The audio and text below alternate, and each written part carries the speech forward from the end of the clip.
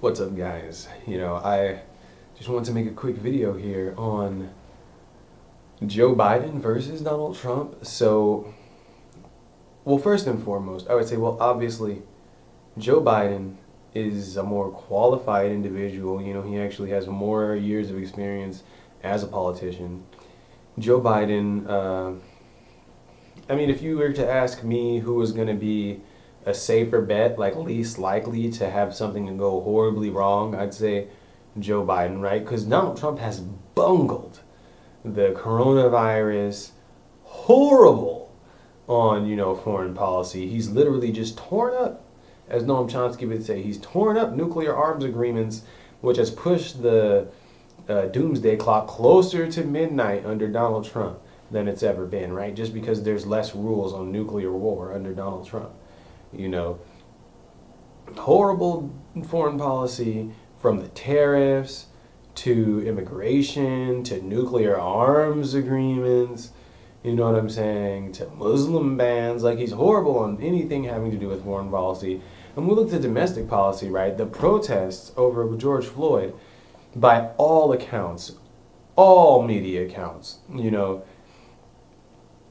after his speech at the Rose Garden, he cleared a path through sicking the police on peaceful protesters, and he even attacked journalists.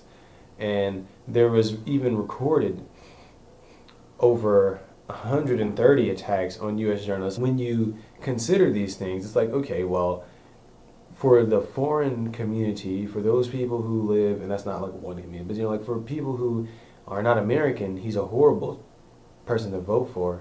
If you're thinking about how our foreign policy impacts the lives of other human beings, well then yeah, don't vote for Donald Trump, right?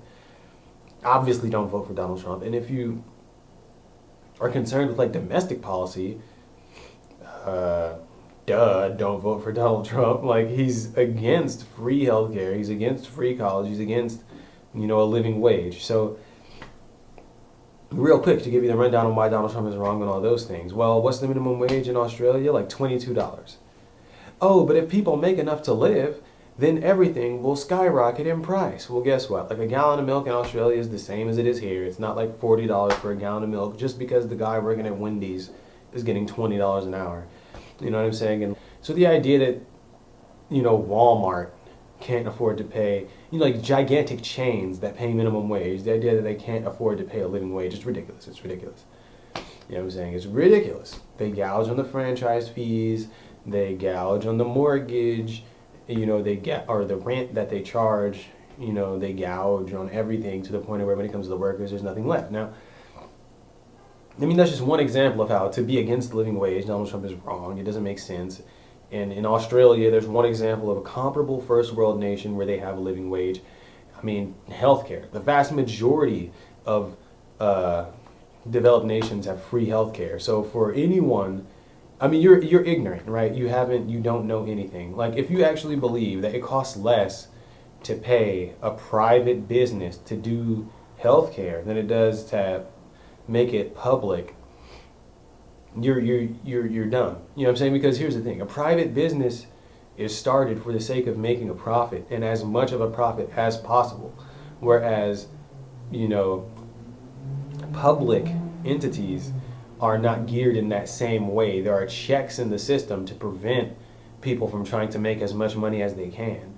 Whereas in a private business, if Steve owns the business, Steve is perfectly entitled to say, how much can we charge? Well, let's just charge that. Whereas for a public business, there are at least, beginnings of checks and balances to be like, oh, well, you can't just charge this arbitrarily because here it says you can only mark up by so much. So for instance, if the pills cost the government $10 to buy, they can't then turn around and charge you $250 a pill because there's rules against that. But in a private business, if I'm your insurance company, I can say, well, hey, how much are you willing to pay me to not die? Oh, that's what the cost is. You know what I'm saying? It's as simple as that. So the idea that like private businesses are going to cost less than a publicly regulated government, that's like you just have faith in humanity, right? You just believe that people will do the right thing. I would have more faith in at least like a system we agree to manage healthcare than to have just like whoever opens hospitals gets to decide how much heart surgery costs. That's a stupid system. That's a much more stupid system, and everything indicates that. There's a study done by Yale, by by scientists at Yale and economists or what have you that showed Bernie Sanders' plan actually saves money over time because you eliminate all that unnecessary attempt to make more money because you're running a business. So once again, if we're going to talk about why Donald Trump is ridiculous, not only is it the fact that he denies living wage, right, and that he doesn't want to do free healthcare. Free education is commonplace. It's commonplace. When it comes to privatization, it's ridiculous to privatize certain things. And Donald Trump is on the wrong side of privatization, period.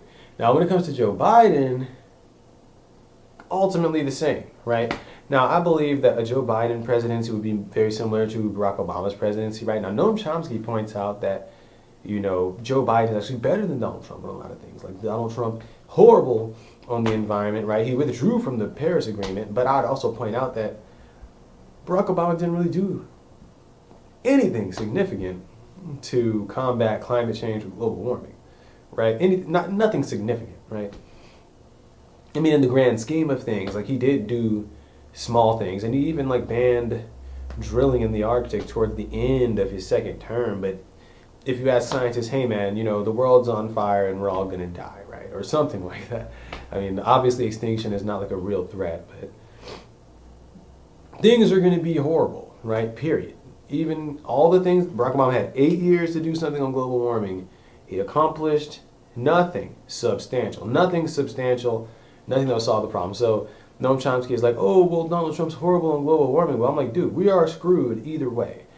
If you give us Barack Obama 2.0, he will do nothing substantial for global warming.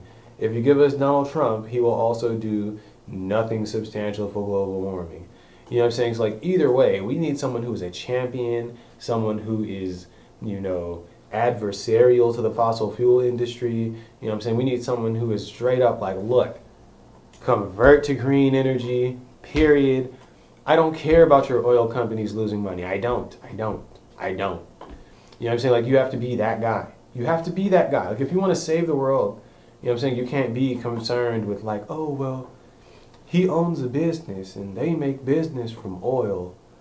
And, no, look, the world's burning. We need to stop this.